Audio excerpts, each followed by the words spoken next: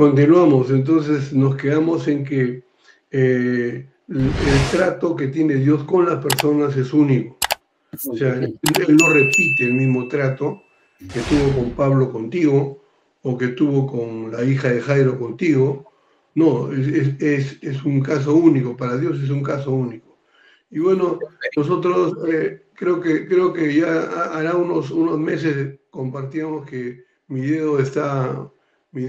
tenía mi dedo mal, ¿no? Ya me habían dicho que tenía que ir a oncología. Y bueno, pasó el tiempo, estuve con ese dedo, colgaba de la punta de mi dedo como un frijolito, pero negro, renegrido, negro morado. Colgaba a pendiente de un hilo, colgaba como un frijol ahí, ¿no? Un tumor. Entonces, bueno, Dios de alguna forma evitó que me tocaran. Pasaron cosas extrañas, pero no me tocaron, no llegaron a cortar ni a abrir nada. Y seguíamos orando, ustedes estaban orando, sabiendo mi problema, pero yo sabía que Dios me podía sanar, porque es todopoderoso y porque su voluntad de Dios es sanar, esa es su voluntad. Y entonces ya yo creyendo que, que si yo creía en el acto de Jesucristo de ir a la cruz del Calvario y conseguir para su iglesia todo lo que consiguió, yo seguí creyendo y me dejé llevar totalmente por Dios, porque en un momento dije, bueno, si Dios permite, me operarán de mi mano, ¿no? Me tendrán que operar y ya se verá, pero ahorita yo creo, hasta que yo no, no me citen para operarme, yo sigo creyendo que Él está obrando en este momento. Así fue, un día se cayó y listo, pero volvió a otra vez a aparecer el bultito ese, y de nuevo otra vez orando se secó y hasta ahora, gracias a Dios, ya mi dedo no tiene nada. Pero la sanidad, que el trato mío con Dios fue mi forma de tratar con Dios a través de lo que yo conozco de su palabra y esperar y confiar en Dios, pero con mi propia experiencia de cómo lo conozco. O sea, la experiencia de cómo yo lo conozco y cómo trato con Él es bien diferente a la que hace Jorge, al trato de Jorge con Dios y al trato de César con Dios. Eso que somos hermanos, pero cada uno tiene su forma de acercarse a Dios y de creer en Dios acerca, por ejemplo, de la sanidad, ¿no? Pero creemos en que, en lo general, la voluntad de Dios es sanar, salvar, liberar, es la voluntad de Dios. Y así como el pasaje que habla que, porque de tal manera amó Dios al mundo, ¿no? Al mundo, o sea, todos, sin excepción, sin embargo, algunos lo aceptan y otros no, es parecido a lo que tiene que ver con la salvación. Sí, quisiera agregar algo al respecto de lo que estábamos hablando de la mujer que tenía el flujo de sangre. Y en el verso 31 nos dice ahí la condición que se encontraban los discípulos, porque ahí la Biblia dice que estaba la multitud, la mujer que tenía el problema y los discípulos. Y él dice el verso 31, sus discípulos le dijeron, ¿ves que la multitud te aprieta y dices, ¿quién me ha tocado? O sea, los discípulos no estaban enchufados a lo que Cristo estaba prácticamente recibiendo en su propio ser, sobre la base de porque él se dio cuenta que salió poder de él, ¿no? Y yo pienso que los discípulos tendrían que estar ahí unidos a esa forma como Jesús estaba recibiendo las cosas o haciendo las cosas, porque se supone que es su líder, ¿no? O sea, lo estaban siguiendo a él. Se supone que lo estaban rodeando a él para cuidarlo de la multitud. Se supone que estaban cerca de lo que él hacía, pensaba y realizaba. Por consiguiente, más bien le dijeron, pero no, ¿cómo puede ser posible? Porque Jesús les dijo a ellos, Jesús les dijo, ¿quién ha tocado mis vestidos? Se los dijo a ellos. No se lo dijo a la multitud, porque la multitud estaba gritando de tanto jolgorio, pero no, se lo dijo a ellos que estaban a su alrededor. ¿Y cuál fue la respuesta de ellos? Dice, sus discípulos le dijeron, ¿ves que la multitud te aprieta y dices, ¿quién me ha tocado? No le entendieron.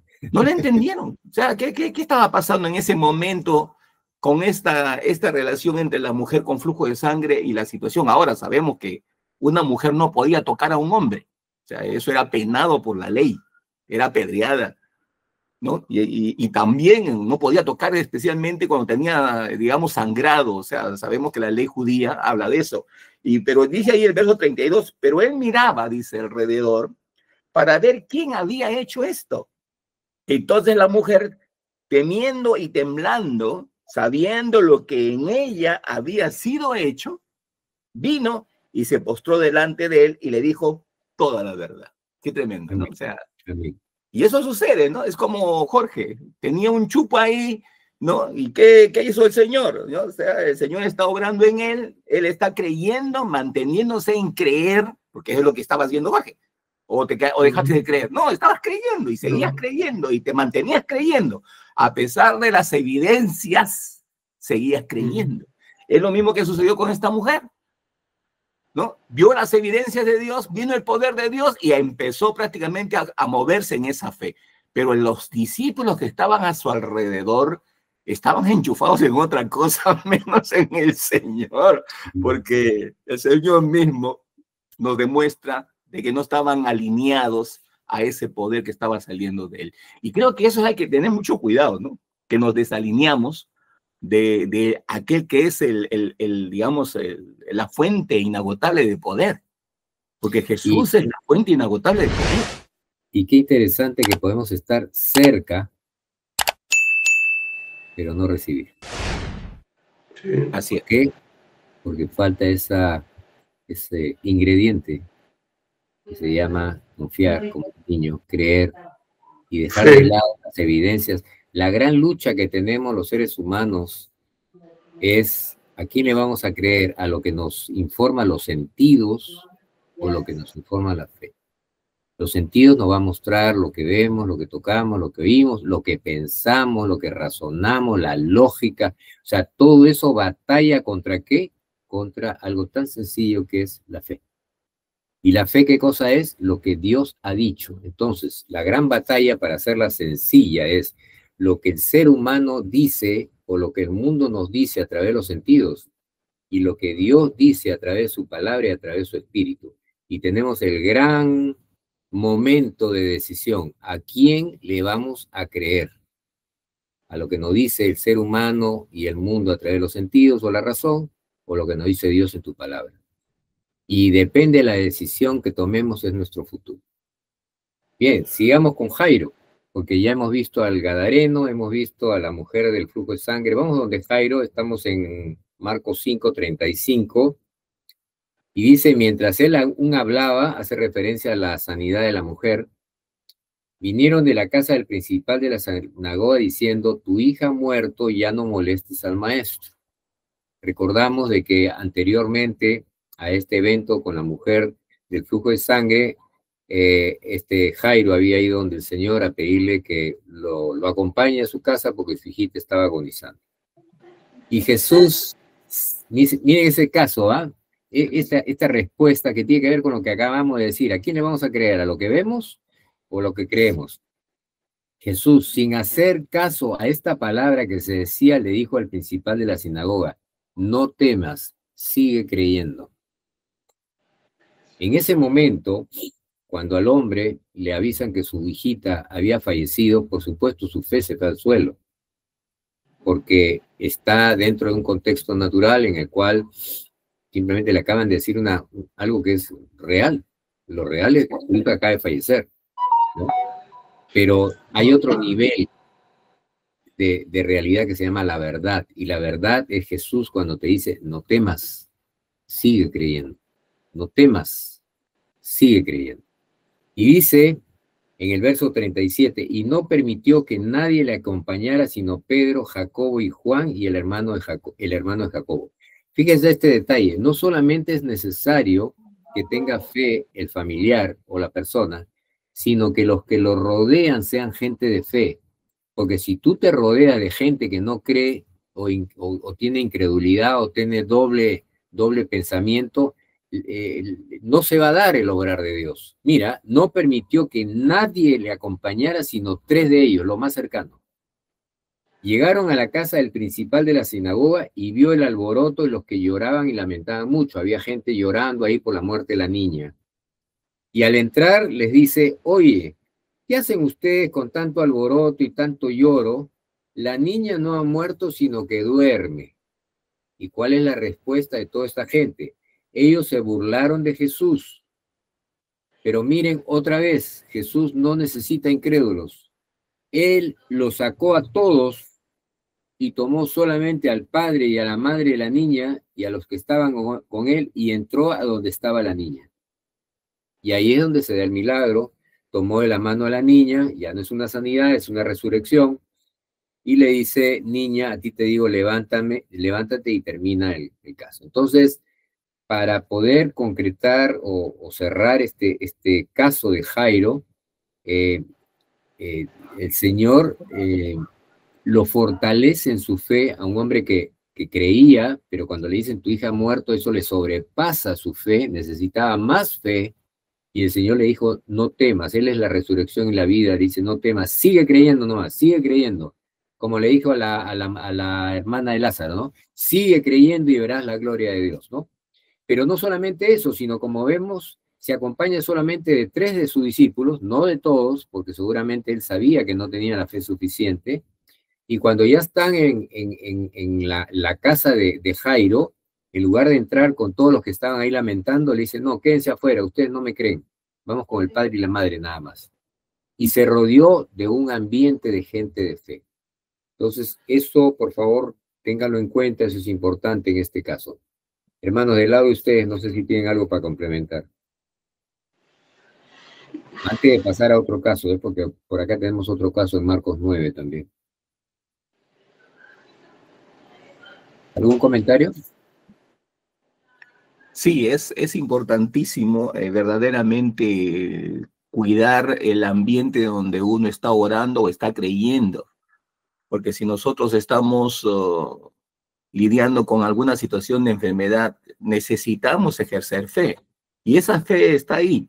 El problema es que cuando de repente hay un familiar, un amigo, un hermano que está cerca y empieza a hablar cosas que no son edificables, que no van a edificar mi fe, que no van a poder sustentarla, pues entonces lo que me conviene es simplemente con el debido respeto y amor retirarme del lugar o sencillamente decirle que necesito hacer otras cosas y punto, ¿no? Y así evitar de que la persona siga hablando cosas en las cuales no son convenientes, ¿no? Entonces no nos olvidemos eso.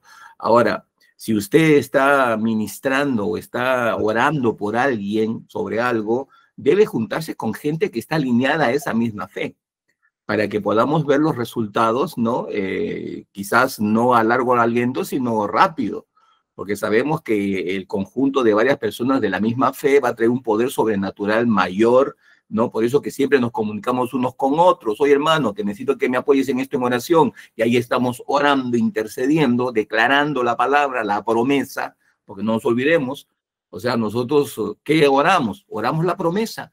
Oramos lo que Jesús ha hecho por nosotros. Oramos que Jesús ha pagado el precio en la cruz del Calvario y ha llevado las enfermedades y los dolores en la cruz del Calvario. Ha llevado el acta de decretos que nos era contraria y la ha clavado en la cruz del Calvario para hacernos libres de toda maldad, para luego resucitar y darnos a nosotros la vida eterna y todo el poder sobrenatural que Él mismo ha ganado por sí mismo para entregárnoslos a nosotros como la iglesia. Entonces es muy importante que debemos de ser cuidadosos. O sea, no por el hecho que yo tengo el espíritu y tanta cuestión, poder, no significa que no debo tomar cuidado y sabiduría de estas cosas que la palabra misma me está orientando. Porque la palabra misma te está diciendo que debes cuidar quién viene a tu reunión de oración, quién viene a tu imposición de manos y a tu culto de intercesión o de guerra espiritual. O sea, hay que ser sabio, ¿no? Para evitar el que no tengamos verdaderamente la responsabilidad, para, digamos, evitar de que venga el enemigo. Porque el enemigo puede venir vestido de papá, mamá, hermano, cuñado, amigo. Sí. ¿No? Y poder tener resultados que nosotros estamos orando. No es Dios el problema. No, es el ambiente. Que a veces se incomoda y Dios no puede operar como Él quiere. Por eso que debemos siempre cuidar. No es que Dios no quiere, siempre Dios quiere. Porque la Biblia dice que Él nos ama. Él quiere lo No, bueno para nosotros. y pastor, no confundir el tema familiar con el tema espiritual del reino. No es lo mismo. Uno puede tener todo el amor por la familia, pero si dentro de la familia tenemos gente incrédula, pues hay que ponerlo de lado, por lo menos en el tema espiritual. Cuando estamos hablando de temas espirituales, esa persona queda de lado y punto. Y es más, miren en el mismo Señor Jesucristo cómo distinguía. Él estaba, dice que predicando a un grupo en la sinagoga, y de repente uno de ellos lo llama y le dice, oye, tu madre y tus hermanos están afuera y quieren hablar contigo. Y ahí hay un escenario, ¿no? Por un lado estamos en un ámbito espiritual, hablando cosas del reino, por otro lado hay un tema familiar, viene su madre, María, y vienen sus hermanos. Y dice que el Señor le responde, ¿quiénes son mi madre y mis hermanos? Son todos los que obedecen la palabra de Dios. Entonces, ¿él qué está diciendo? No es que está despreciando a su madre y sus hermanos, tampoco está dejando de lado a la familia, no. Lo que él está diciendo es, en el ámbito espiritual, mi familia son los que creen. En el ámbito familiar tengo mi madre y mis hermanos. Pero él distingue una cosa, la familia del reino y la familia, y es claro que también la escritura dice, creo que es en Mateo, que dice que tengan cuidado porque los que más se oponen son los miembros de la familia, ¿no? Dice que serán 3 contra 2, 2 contra 3, ahí hay mucha explicación alrededor, porque el enemigo que es astuto busca de entorpecer el avance espiritual de un creyente mediante una relación familiar media, ¿cómo decirlo? No sana, de tal manera de alejarlo de las cosas de Dios. Bien, pero para ir ganando... Aún sus líderes que están cerca alrededor de él, como Pedro, que se le chispoteó, ¿no? O sea, se le soltó algo y dijo, Señor, que no te acontezca tal cosa, ¿no? Y el Señor reaccionó, digamos, contra esa forma de expresión, porque estaba negando lo que Jesucristo estaba declarando, ¿no? Entonces, por eso que siempre debemos estar alertas en el sentido del discernimiento de espíritus. O sea, no es que tengamos contrario a ninguna persona o afán de tener molestia o resentimiento o amargura a alguna persona. No, eso no funciona en el espíritu. La carne no funciona aquí. Aquí funciona el amor y el discernimiento espiritual. Aquí funciona el amor y la promesa. Aquí funciona el amor y la fe. Aquí funciona eso. Por eso que somos, ¿qué cosa? Seres espirituales, en la cual Dios nos ha dado ¿qué cosa? Un nuevo nacimiento, y tenemos el Espíritu Santo y nos ha dado la fe para que podamos fluir en ella. Ahora, no se olvide, esa fe la hemos recibido, pero también necesita crecer. Por eso que la Biblia dice que si te falta fe, pide más fe. Yo, por ejemplo, estoy pidiendo más fe. Estoy pidiendo más fe para algunas cosas que veo que la envergadura de la demanda es mayor, entonces yo necesito más fe para poder lidiar. La fe viene por el oír. Si no oímos la palabra de Dios, no hay fe, pues la fe viene por ahí.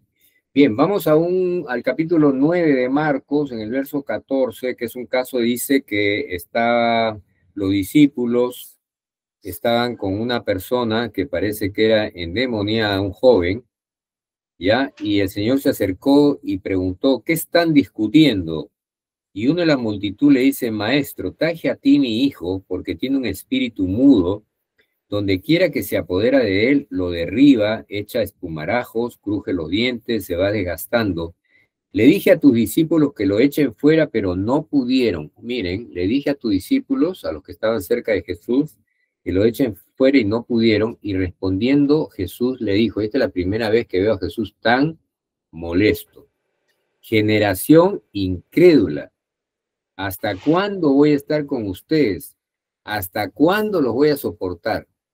Yo creo que si escucho esa frase y no me dicen que es Jesús, de repente no creo que sea Jesús, pero mira, no soportaba la incredulidad de la gente. ¿Cuánto tiempo más les voy a enseñar a que confíen? A sus discípulos también, cuando estaban en la barca, que gritaban, nos hundimos, y les, oye, ¿cómo no? ¿Y dónde está su fe? Le decía, ¿no? A Pedro también, ¿qué pasó, Pedro, si estabas creyendo? ¿Dónde está tu fe?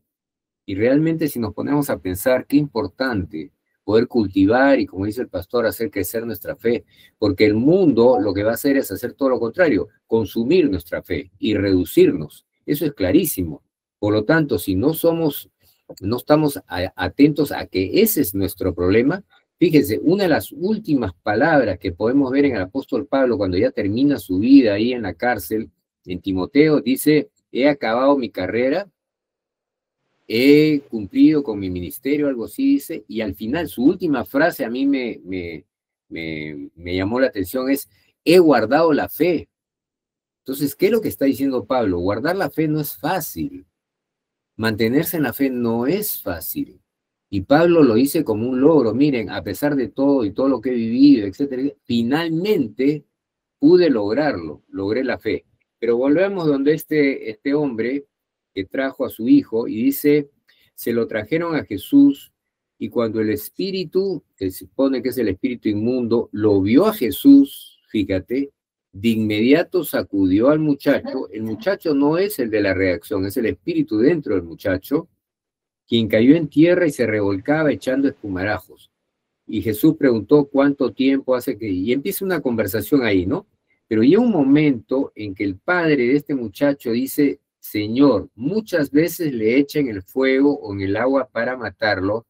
Y miren la frase que usa esta persona que muestra incredulidad. Dice, pero si tú pudieras hacer algo, por favor, ten misericordia y ayúdanos. Si pudieras hacer algo. ¿Y qué le responde el Señor? ¿Cómo es eso de si pudieras hacer algo? Porque al que cree todo le es posible.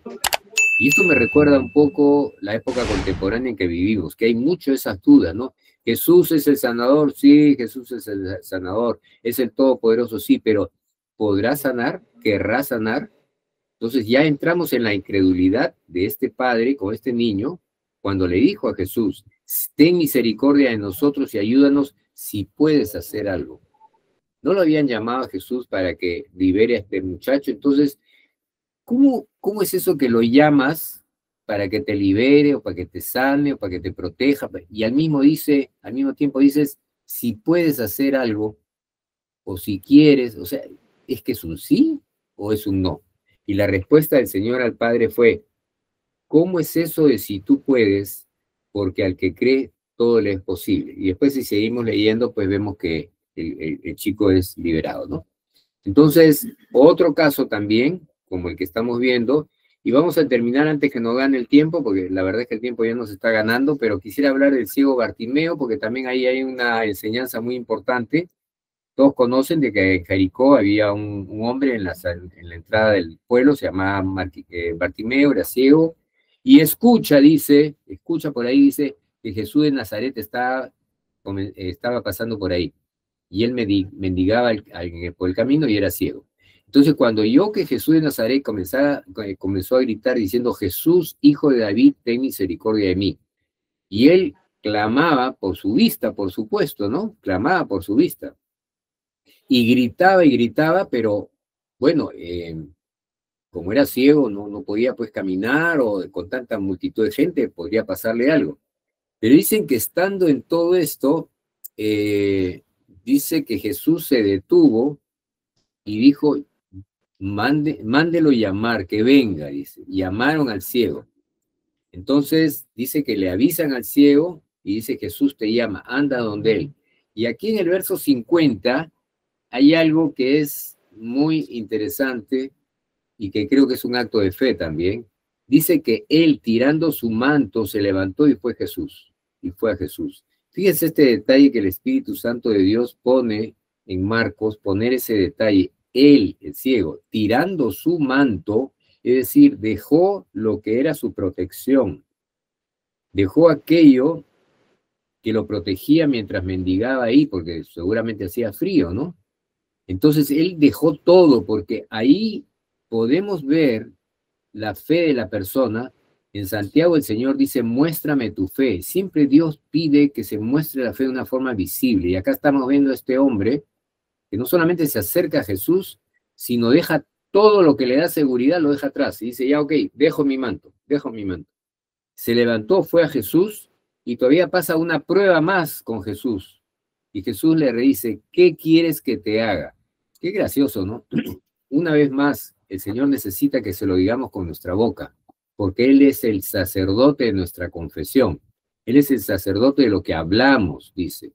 Entonces le dice, ¿qué quieres que te haga? Porque hay gente que se acerca con una necesidad, pero no está buscando satisfacer esa necesidad espiritual, sino de repente otra necesidad que no es la más importante. Y en este caso el ciego le respondió, Maestro, que yo recobre la vista. Y qué linda la respuesta una vez más del Señor, donde dice, vete, no te dice, sé sano, yo te voy a sanar, no. Tu fe te ha sanado. ¿Cuántas veces hemos escuchado al Señor que dice, tu fe te ha sanado? Es por medio de tu fe que recibes una sanidad que yo ya derramé hace 2000 años en la cruz.